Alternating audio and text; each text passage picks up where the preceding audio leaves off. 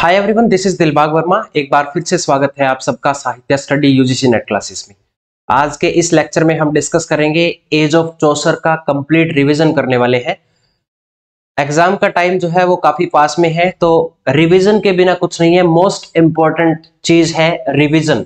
Exam से पहले आप जितनी बार हो सकता है, लिटरेचर बहुत वास्ट है और हमारा सिलेबस जो है वो काफी ज्यादा ब्रॉड है, तो इसलिए रिवीजन बहुत ज्यादा जरूरी है। आपने जितना भी अब तक पढ़ा है, अब आप नई चीजें पढ़नी बंद कर दीजिए। जो भी पढ़ा है उसका अच्छे से रिवाइज कीजिए। उसको रिवीजन जितना ज्यादा होगा, एग्जाम में आपकी उतनी ज्यादा हेल्प होगी एग्जाम को क्रैक करने में। तो आज के इस वीडियो में हम डिस्कस करेंगे एज ऑफ चौसर को।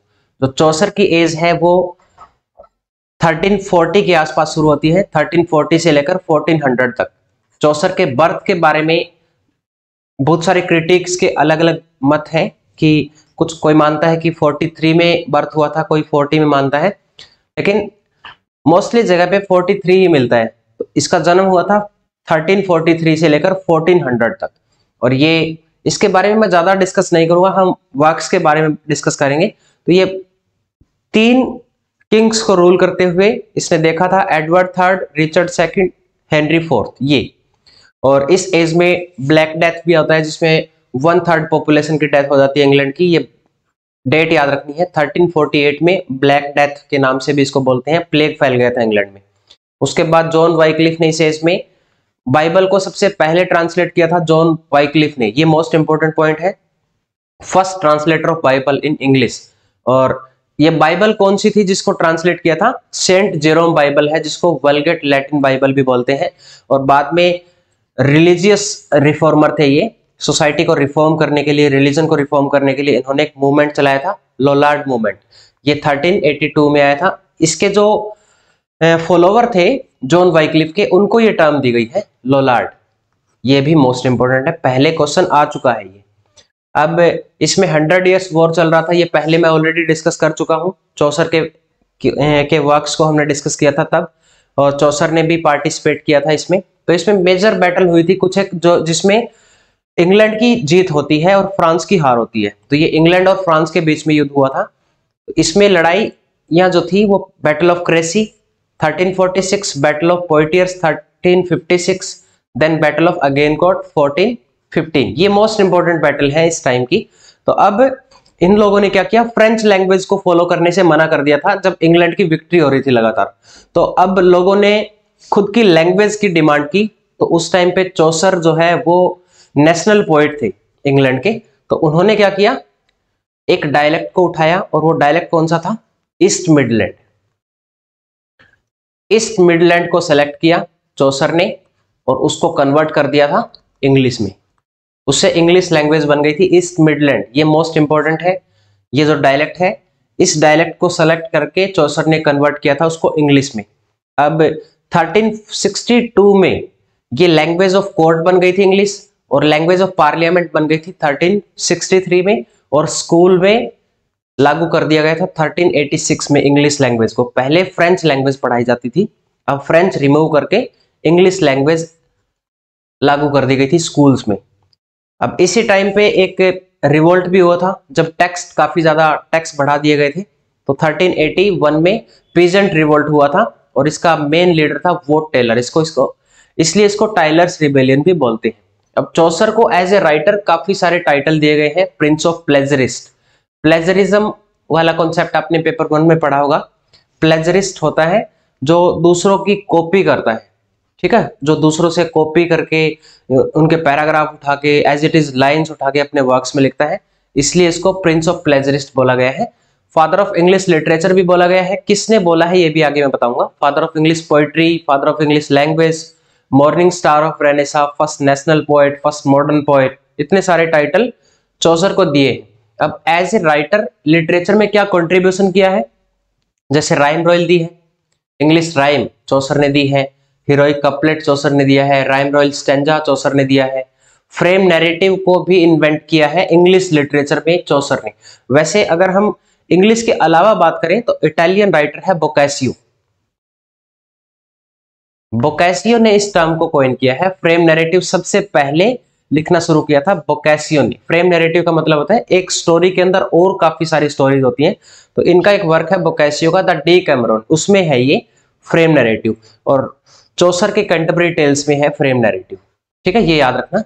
अब किसने बोला है इसको? जॉन ड्राइडर ने बोला है, the father of English poetry. Matthew Arnold ने क्रिटिसाइज किया है, चौसर लैक्स हाई सीरियसनेस। ये सारे पॉइंट इंपॉर्टेंट है जो पहले पेपर में आ चुके हैं। और प्रेज भी किया है चौसर को, इट इज विद हिम और real poetry is born. A C Ward ने बोला है, Chaucer's character are individual as well as their types. Edmund Spenser ने बोला है, English undefiled, he is Chaucer is well of English undefiled, it means Chaucer is purest English poet. अब हम बात करते हैं इनके वर्क्स की। 3 पार्ट में डिवाइड किया गया है, फ्रेंच फेज, इटालियन फेज और इंग्लिश फेज। अब 3 फेज में कौन कौन से वर्क्स लिखे हैं आपको अलग से याद रखने हैं। फ्रेंच में कौन से हैं और इटालियन में कौन से हैं, इंग्लिश में एक ही है, द कैंटरबरी टेल्स। अब फ्रेंच में आता है सबसे पहले the romance of the rose, romaunt of the rose, French में टाइटल लिखा गया है। तो इसको ले रोमन डे ला रोज, ये टाइटल था इसका फ्रेंच में, और इसको कंप्लीट, ये अनफिनिश्ड है, कंप्लीट किया जीन डे म्यून ने और ग्लूम डे लोरिस ने। ये क्वेश्चन आ चुका है नेट के एग्जाम में पहले। ठीक है, ज्यादा सी डिटेल पढ़ने की जरूरत नहीं है, जो इंपॉर्टेंट पॉइंट्स मैं आपको बता रहा हूं आप अच्छे से उनको रिवाइज कीजिए।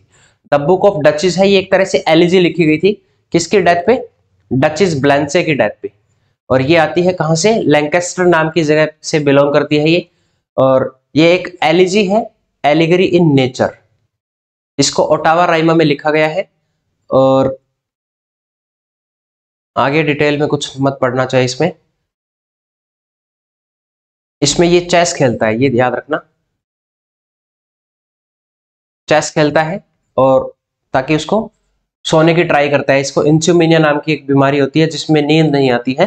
तो अब इस तरह से वो अपना टाइम पास कर रहे हैं। नेक्स्ट है इटालियन पीरियड। इटालियन पीरियड में ट्रिलियस एंड क्रिसेड लिखा गया है, और ये एक ट्रेजिक वर्स रोमांस है जोफ्री चौसर का। ट्रिलियस एंड क्रिसेड में सबसे पहले क्या किया गया था? इसमें एक कैरेक्टर आता है जो चौसर का फर्स्ट कॉमिक कैरेक्टर माना जाता है, पेंडारस। ये कैरेक्टर का नाम है, जो फर्स्ट कैरेक्टर है इसका, फर्स्ट कॉमिक कैरेक्टर है चौसर का, ये याद रखना। क्रिसेडे का अंकल होता है ये स्टोरी जो बेस्ड है वो ट्रोजन वॉर पे बेस्ड है कहानी, ये ट्रिलियस एंड क्रिसेड वाली। उसके बाद नेक्स्ट है द पार्लियामेंट ऑफ फॉल्स 1382। इसको occasional verse, one of the best occasional verse in English language, इसको लिखा गया था रिचर्ड सेकंड और एन ऑफ बोहेमिया की जो शादी हुई थी उसके सेलिब्रेशन में इसको लिखा गया है। सेंट वैलेंटाइन डे का रेफरेंस मिलता है इसमें, यह भी इंपॉर्टेंट पॉइंट है। नेक्स्ट है द हाउस ऑफ फेम 1380। इसको दांते से इन्फ्लुएंस होकर लिखा है। दांते की डिवाइन जो कॉमेडी है उससे रिजेंबल करती है, मिलता जुलता वर्क है the House of the Fame. Unfinished है dream, it is an unfinished dream vision poem by Geoffrey Chaucer. इस तरह के क्वेश्चन भी आते हैं पेपर में कि किसी पोएट की, राइटर की अनफिनिश्ड पोएम कौन सी है, जैसे कि पिछली बार पीबी सेले पे ये क्वेश्चन पूछा गया था। नेक्स्ट है the legend of good women. ये स्टोरी 9 सेक्शन में लिखी गई है, और इसमें 10 वुमेन की बात की है। हर एक सेक्शन में एक वुमेन की बात है, एक सेक्शन में 2 वुमेन को डिस्कस किया गया है। इनके नाम एक बार देख लेना, Cleopatra, Thisbe, Dido, Hypsipyle, Medea, Lucretia, Ariadne, Philomela and Phyllis and Hypermnestra. ये नाम है 10 उनके। 9 सेक्शन में ये स्टोरी है। अब आते हैं इंग्लिश पीरियड में, ये इंपॉर्टेंट है, कैंटरबरी टेल्स काफी बार क्वेश्चन आता है नेट के एग्जाम में। तो इसको लिखा था 1388 में, किससे? बोकासियो का वर्क है द डीकैमरॉन, फ्रेम नैरेटिव है ये। ठीक है, तो इसी पे बेस्ड है ये। अनफिनिश्ड रहा है क्योंकि चौसर की डेथ हो गई थी। चौसर ने प्लानिंग की थी इसमें 120 स्टोरी लिखने की, चौसर कंप्लीट की है। चौसर ने कितनी स्टोरी कंप्लीट की है?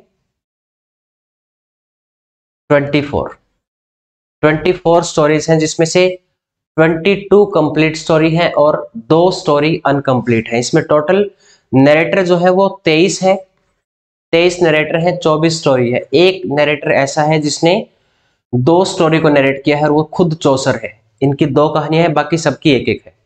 ठीक है, अब हाँ, इसको हीरोइक कपलेट इसमें यूज किया गया है, ये इंपॉर्टेंट पॉइंट है। और कुछ कैरेक्टर हैं जिसमें चौसर ने जिनको प्रेज किया है, 4 कैरेक्टर है।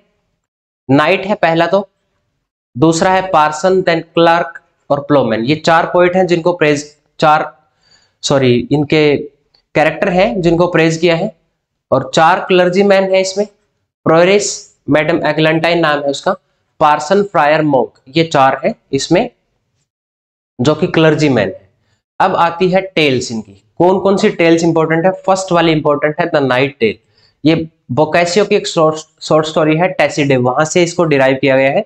ये 2 भाइयों की कहानी है, पेलमैन और आरसाइट। ये दोनों भाई एक ही लड़की से प्यार करते हैं, दोनों की फाइट होती है। फाइट में एक जो है वो मारा जाता है, ये पेलमैन और आरसाइट, ठीक है। ये जंगल में मिलते हैं, इनकी फाइट होती है। और जो एमिली का भाई किंग है, किंग बोलता है कि जो भी जीतेगा तो एमिली की उसी के साथ शादी होगी। इसमें से जो जीतता है उसकी डेथ हो जाती है, क्योंकि वो पहले से घायल था और वो घोड़े से गिर गया था, जिसकी वजह से उसकी डेथ हो जाती है। और वो आरसाइट था, आरसाइट की डेथ होती है। बाद में पेलमैन की एमिली के साथ शादी हो जाती है। ये स्टोरी है इसकी, इंपॉर्टेंट है ये स्टोरी। थेबियन जो वॉरियर है ये पेलमैन और आरसाइट। उसके बाद मिलर की टेल है, ये काफी ज्यादा वल्गर टेल है, दोनों ही टेल, सेकंड और थर्ड वाली। अब याद रखना फर्स्ट स्टोरी टेलर इसमें नाइट है, जो सेकंड स्टोरी टेलर है मिलर है। मिलर कहानी सुनाता है एक कारपेंटर के बारे में, और ये रीव इसमें रियल में ही एक कारपेंटर है। तो इसको लगता है कि मेरा इस कहानी में मजाक उड़ाया है, इसलिए ये इसके बदले में स्टोरी सुनाता है। जो रीव है वो मिलर के ऊपर स्टोरी सुनाता है। फिर एक मिलर था जैसे कि, अब इसके थोड़ा सा डिस्कस कर लेते हैं। इसमें मिलर जो है, इसकी वाइफ है मिलर की, तो वो कहानी सुनाता है कि एक पुलिस कारपेंटर था जिसका नाम था जॉन, उसकी एक ब्यूटीफुल वाइफ थी एलिसन, और एलिसन को एक निकोलस नाम का एक कैरेक्टर है इसमें, वो सेड्यूस करता है। तो इसकी वाइफ को सेड्यूस करता है, इसलिए ये इंसल्ट फील करता है इसमें, ये कारपेंटर। और रियल में कारपेंटर प्रोफेशन किसका था, वो रीव का था। अब रीव को इस बात से चिढ़ हो जाती है कि इसने मेरा मजाक उड़ाया है। अब रीव मजाक उड़ाता है मिलर का। तो ये दोनों क्वाइट टेल होती है, एक दूसरे के रिस्पॉन्स में जो लिखी जाती है उसको बोलते हैं क्वाइट टेल। तो ये इसके रिस्पॉन्स में लिखता है फिर, ठीक है। अभी इतना टाइम नहीं है कि मैं बहुत ज्यादा आपको डिटेल में ये सारी चीजें बता सकूं।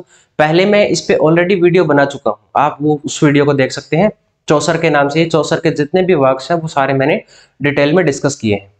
उसके बाद आती है कुक की टेल, ये अनफिनिश्ड है। 2 टेल बताई थी मैंने जो अनफिनिश्ड है, एक तो कुक वाली है और एक आगे आएगी टेल ऑफ सर थोपास, जो कहानी किसकी है, खुद चौसर की स्टोरी है। उसके बाद है वाइफ ऑफ बाथ्स टेल, ये इंपॉर्टेंट स्टोरी है, इस स्टोरी को भी आपको पढ़ना है। इसमें किंग आर्थर का जो कोर्ट होता है वहां उसके बारे में स्टोरी डिस्क्राइब की है वाइफ ऑफ बाथ ने।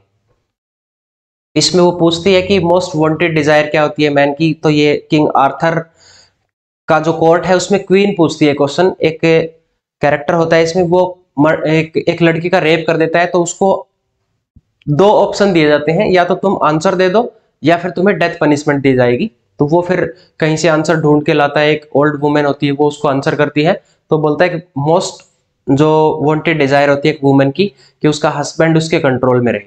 तो इस तरह से वाइफ ऑफ बाथ ने पूरा डिटेल में डिस्कस किया है। इसने 5 बार शादियां की है, और 5th हस्बैंड है इसका जॉनकिंस, जो इसको कहां पे मिला, जो इसका 4th हस्बैंड था उसकी डेथ हो जाती है, उसके फ्यूनरल के लिए गई होती है, वहां मिलता है इसको।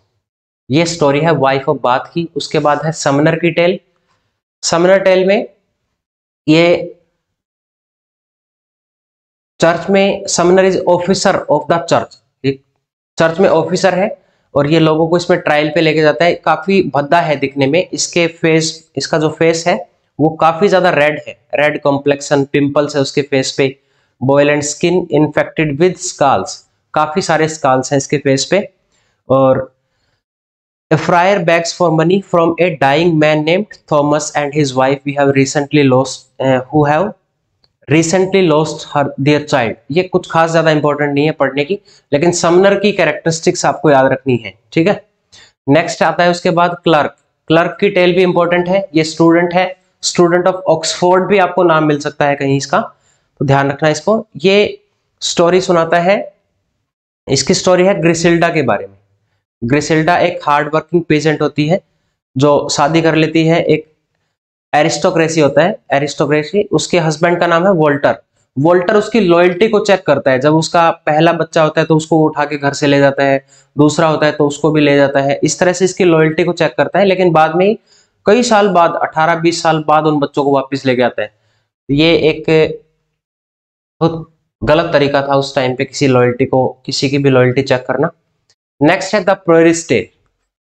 ये prioress call on the virgin Mary to guide her tale. ये वर्जिन मैरी को बोलती है, उसको गाइड किया जाए कि वो अपनी कहानी सुना सके। अब ये क्रिश्चियन बॉय होता है, इसमें क्रिश्चियन बॉय पे बेस्ड है, ये जू है ये लड़का, सॉरी क्रिश्चियन है, जो जू लोग हैं यहाँ पे मोस्टली कौन रहते हैं, जू।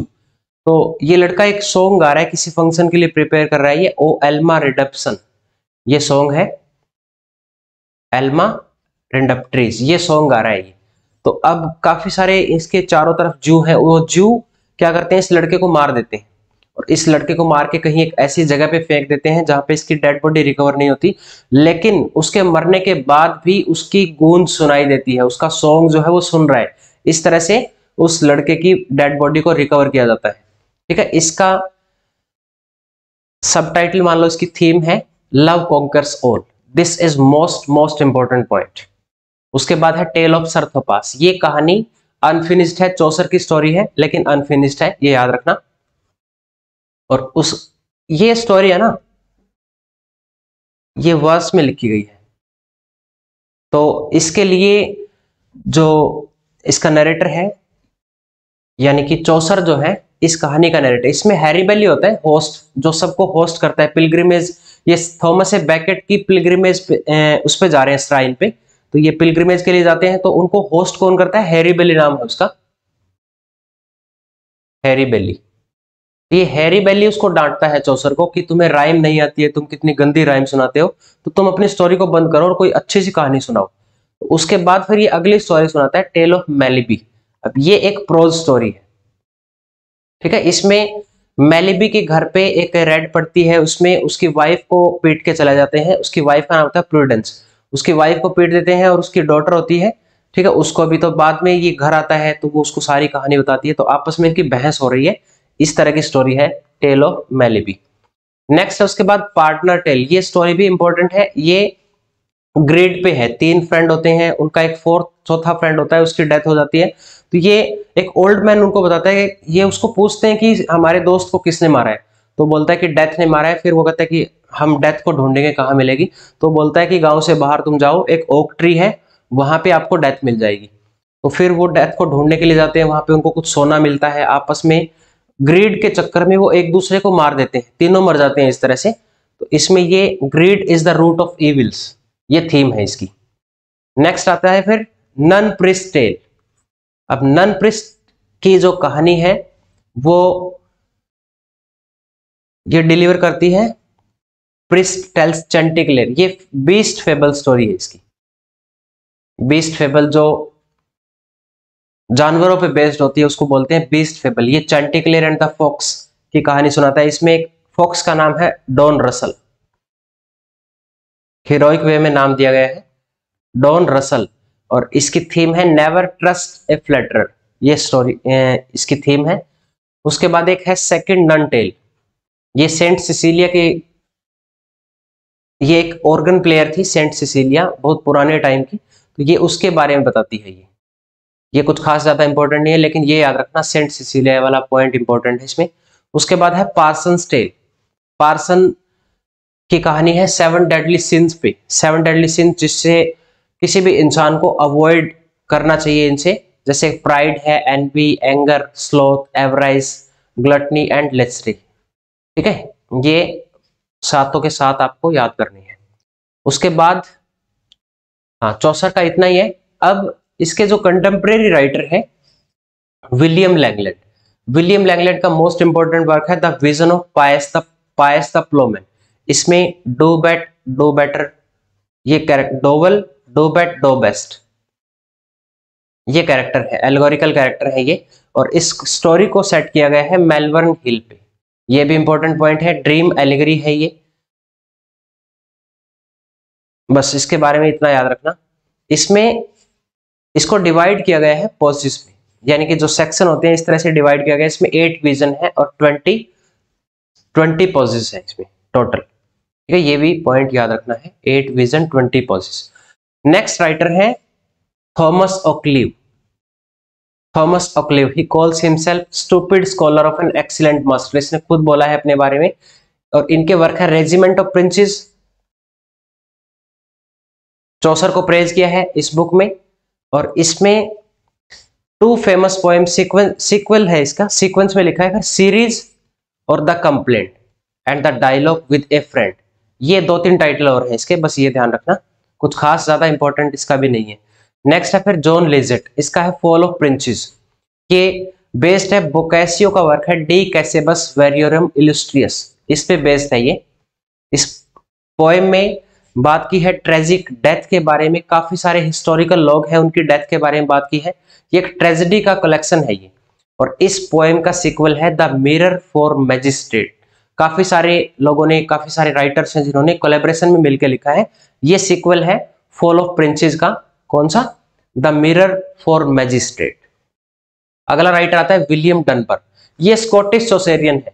इसको अलग से याद रखना, स्कॉटिश चौसेरियन राइटर कौन कौन से हैं, पेपर में एक बार क्वेश्चन ऐसे आया है। एक तो ये विलियम डनबर है, एक रॉबर्ट हेनरिसन है, रॉबर्ट हेनरिसन, ये 2, और एक है गेविन डगलस।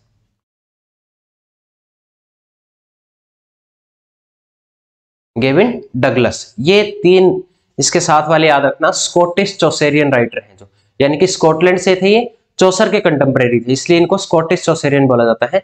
विलियम डनबर को राइमर ऑफ स्कॉटलैंड बोला जाता है। इस एक तरह का पोइट लॉरिएट था उस टाइम पे, ये नेशनल पोइट था। और इसको बार्न्स ऑफ 15th सेंचुरी भी बोला जाता है, Robert Barnes of 15th century. इनका वर्क है लेमेंट ऑफ मेकर्स। यहां से क्वेश्चन पहले आ चुका है पेपर में कि कौन कौन से किस किस को मेकर्स बोला है। इसमें इसने कुछ पोएट की बात की है, लिस्ट बनाता है ये मेकर्स की। और इसमें लिस्टिंग किसकी करता है वो, एक जॉन लिजेट, जॉन गोवर और जॉफ्री चौसर। एक क्वेश्चन जो पूछा गया था उसमें साथ में विलियम लैंगलैंड भी दिया गया था, इसको एलिमिनेट करना था, तो उसका राइट आंसर था विलियम लैंगलैंड। तो ये 3 याद रखना इसमें, जिसकी लिस्टिंग की इसने मेकर्स की, जॉन लिजेट, जॉन गोवर और जॉफ्री चौसर, ये तीनों। इनका वर्क है the Golden Targe, the Thistle and the Rose. सिर्फ टाइटल याद करने हैं और कुछ नहीं। नेक्स्ट है उसके बाद जॉन गोवर। जॉन गोवर का एक इंपॉर्टेंट वर्क है, चौसर ने इसको मॉरल गोवर बोला है। एक मिरर डेलोमी, इसको छोड़ दो, इसका मिरर ऑफ मैनकाइंड है ये, इसका जो इंग्लिश टाइटल है वो मिरर ऑफ मैनकाइंड। इसमें भी इसने जो 7 डेडली सिंस है, जो अभी हमने पार्सन्स वाली टेल में पढ़े थे, उनका डिस्कस किया गया है। प्राइड, एनवी, आयर, स्लॉथ, एवराइस, ग्लटनी, लेस्टे, ये सारी 7 डेडली सिंस की बात कर रहा है इसमें। मोस्ट इंपॉर्टेंट है इनका वोक्स क्लेमेंटिस, नहीं वोक्स क्लेमेंटिस नहीं, कन्फेसियो अमेंटिस, ये इंपॉर्टेंट है। वोक्स क्लेमेंटिस बेस्ड है किस पे, जो पीजेंट रिबेल हुआ था, पीजेंट रेवोल्यूशन हुआ था 1381 में, जब टैक्स बढ़ गया था इंग्लैंड में, तो उस पे बेस्ड है ये। इसका इंग्लिश टाइटल है the voice of one crying out, ये इंग्लिश टाइटल है। नेक्स्ट इनका है कन्फेसियो अमेंटिस, ये इंपॉर्टेंट है the lovers confession. Middle English poem है चौसर जॉन गोवर की। इसमें कन्फेशन करता है, एक लवर होता है जो काफी ज्यादा इसकी जो बिलव्ड है इससे सेपरेट हो गई है, तो वो बहुत ज्यादा पीड़ा में है। तो एक एक करके 7 डेडली सिंस की स्टोरी सुना के इसको, इसकी पीड़ा को दूर की जाती है और ये काम दिया जाता है। एक इसमें प्रिस्ट होता है,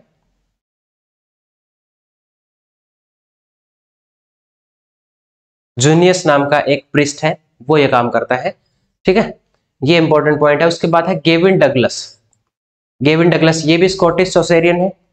he is known as child of new age. इनका है the place of honour, Eneados, और ये वर्जिल का जो वर्क है एनिड, उसकी ट्रांसलेशन है ये। He is the first writer who translated Virgil's Aeneid. This is the most important point. So this is all about age of Chaucer. बहुत ज्यादा डिटेल में पढ़ने की जरूरत नहीं है, क्वेश्चन आने की पॉसिबिलिटीज इतनी ज्यादा नहीं रहती। अगर क्वेश्चन आता है तो कंटेम्प्रेरी राइटर है, जैसे बेसिक क्वेश्चन ही पूछेंगे सरफेस में। अगर डेप्थ से क्वेश्चन आएगा तो फिर वो स्टोरेज से पूछ सकते हैं, ठीक है। तो अच्छे से इसकी जो टेल्स हैं, कंटेम्प्रेरी टेल्स, उनके जो इंपॉर्टेंट मैंने बताए हैं वो आप डिस्कस एक बार अच्छे से पढ़ लें उनको। सो this is all about today. मिलते हैं आपसे अगली वीडियो में, तब तक के लिए अपना ख्याल रखें। Be safe, stay connected, best of luck, God bless you.